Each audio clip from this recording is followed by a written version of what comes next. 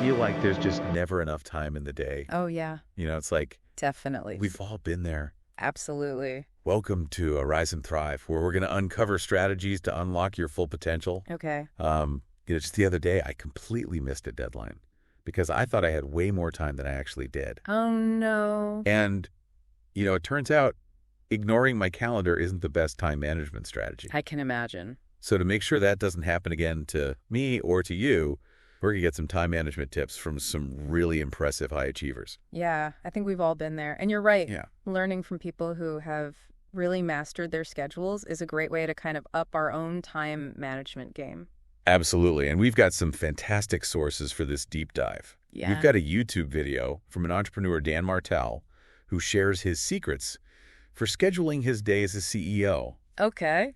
We'll dive into a video from productivity guru Ali Abdaal with 10 time management tips. And finally, we have some super insightful articles, one from Ileana Stareva on Medium about her personal time management secrets, Right. and another from Carl Pullein about the habits of ultra-productive people.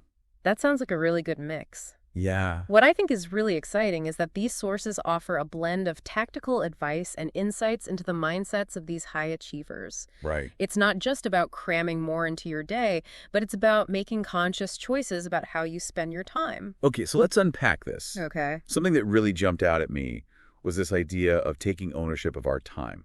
Okay.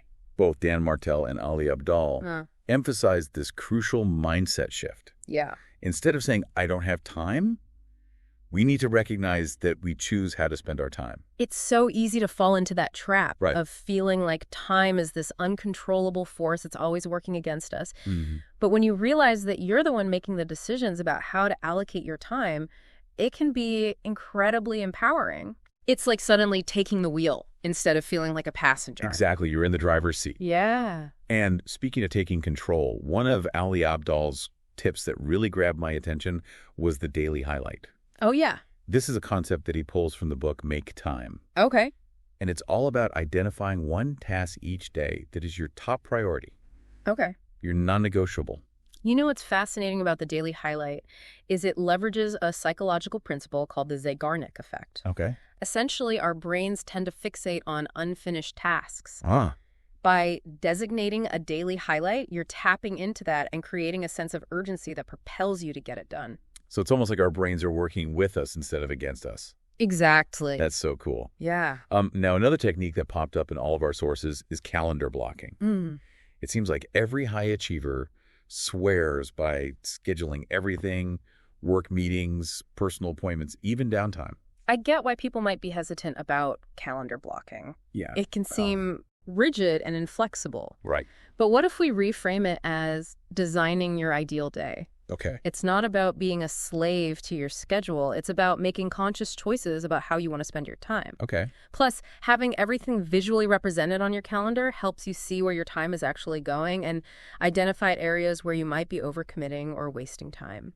I've tried calendar blocking before, and honestly, one of the things I loved was that it really reduced that decision fatigue you were talking about. Yeah. Having everything pre-planned just frees up so much mental space. Yeah, sure.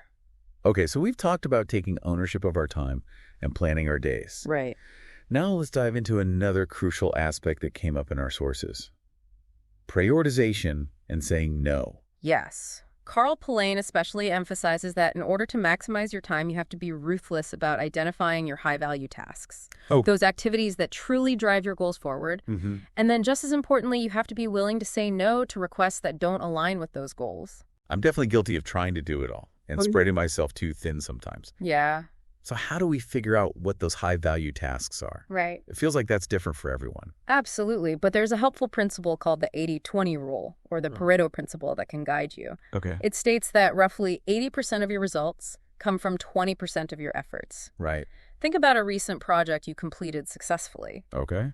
What were the key activities that really drove the majority of the results? Okay. Those are likely your high-value tasks. That's a great way to think about it. Yeah. It's like finding those key levers that really make things happen. Yeah. And speaking of making things happen efficiently, Ileana Stareva shared a super practical email hack in her article, The 2-Minute Rule. Oh, the 2-minute rule is brilliant. Yeah. It's so simple, but so effective. Right. If you can respond to an email in 2 minutes or less, do it immediately. If not, schedule time to deal with it later. Gotcha. It prevents your inbox from becoming this bottomless pit of distractions and keeps you focused on the task at hand. Okay, I'm definitely going to try that. I feel like I spend way too much time getting sucked into my inbox throughout the day. It's a real time suck. So we've tackled planning, prioritizing, even conquering email. Yeah. What's next on our time management journey? Well, now that you have a plan and you've identified your priorities, it's time to talk about structuring those work sessions effectively. Okay. And that brings us to time blocking, which is similar to calendar blocking, but more focused on how you approach specific tasks. Dan Martell mentions how he allocates blocks of time for creative work or tackling big projects, right? Exactly. And this aligns with a lot of research on the benefits of working in focused bursts rather than trying to constantly multitask. Yeah. There are popular techniques like the Pomodoro technique, where you worked in 25-minute intervals with short breaks, or the 90-minute intervals that some high achievers prefer. Wow. The key is to find what works best for you and your natural rhythm. So it's about understanding your own energy flows and designing your work sessions accordingly. Exactly. This makes sense. Okay, before we move on to the next set of tips, let's shift gears for a moment and talk about the power of the morning routine. Okay. Every single one of our sources emphasized how important it is to start the day strong. Morning routines are fascinating because they're so personal. Yeah. There's no one-size-fits-all approach. Right. But what high achievers tend to have in common is that they use their mornings to set themselves up for success. Okay. Whether that's through meditation, exercise, gratitude journaling, or simply having a quiet cup of coffee and planning their day. Mm-hmm. It's about creating a ritual that gets you in the right mindset and primes you for a productive and fulfilling day. Right. And it's not just about starting the day strong, it's also about ending it. Well, Carl Pullein makes a great point about the importance of winding down and prioritizing your health. That's so true. It's easy to get caught up in that always-on mentality, especially when we're trying to maximize our time. But it seems like these high achievers are really intentional about rest and recovery, too. What's interesting is that it's not just about preventing burnout, although that's certainly important. Prioritizing your health, whether it's exercise, nutritious meals, or just getting enough sleep, actually boosts your productivity in the long run. It's like investing in your energy levels. Yeah. So we've covered a lot of ground planning, prioritizing morning routines, even making time for downtime. But before we wrap up, there's one more concept I have to ask you about because it really intrigued me. Dan Martell talks about this idea of net time. Ah, yes. Net time is all about maximizing your time by strategically combining activities. So instead of treating things like exercise or even travel as separate blocks in your schedule, you find ways to integrate them with other tasks. He gives some pretty interesting examples like having walking meetings or listening to recordings at double speed, but I have to admit, some of it sounded a little intense. I think net time definitely requires a certain personality type and a high tolerance for multitasking. It might not be for everyone, but I appreciate the underlying principle, finding creative ways to make the most of your time. It's like squeezing a little extra juice out of each day. Mm-hmm. But you're right, it's important to find what works best for you.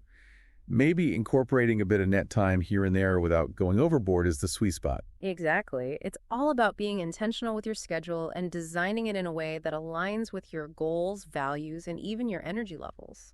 So what does this all mean for our listeners? What are the key takeaways from our deep dive into these incredible time management strategies? Well, if you're feeling overwhelmed by your to-do list or constantly struggling to find enough hours in the day, you're definitely not alone. But the good news is there are practical strategies you can implement today to start taking control of your time. Maybe you're inspired to try the daily highlight technique to focus on your top priority each day.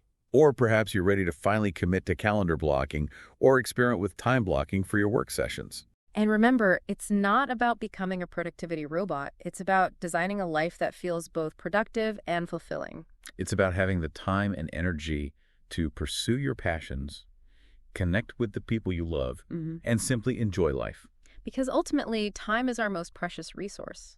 It's finite, and it's up to us to use it wisely. Yeah, it really is. And, as we've been talking about all these amazing techniques, I've been picturing, what my ideal day would look like if I actually implemented all of this. I love that it's so powerful to visualize what's possible.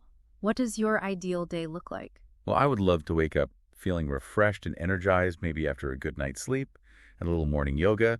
And I'd have a clear plan for my day with focused blocks of time for work and creative projects, but also plenty of space for things that bring me joy, spending time with family and friends, reading a good book, maybe even taking a dance class.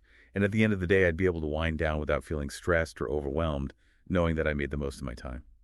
That sounds incredible, and it's totally achievable. That's the beauty of these time management strategies. They're tools to help you design a life that truly aligns with your values and aspirations. It's not just about getting more done. It's about getting the right things done, the things that matter most to you. Exactly. And remember, it's a journey, not a destination. You don't have to implement everything perfectly overnight.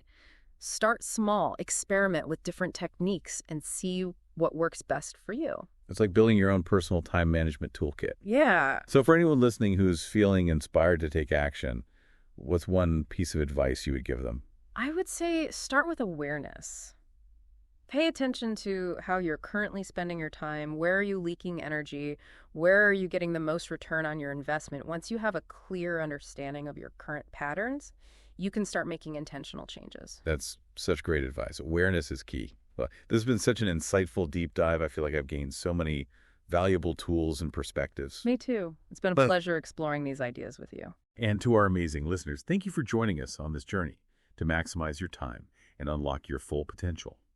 Remember, you have the power to design a life you love 1 hour at a time, and be sure to subscribe to Arise and Thrive for weekly hacks to maximize your potential.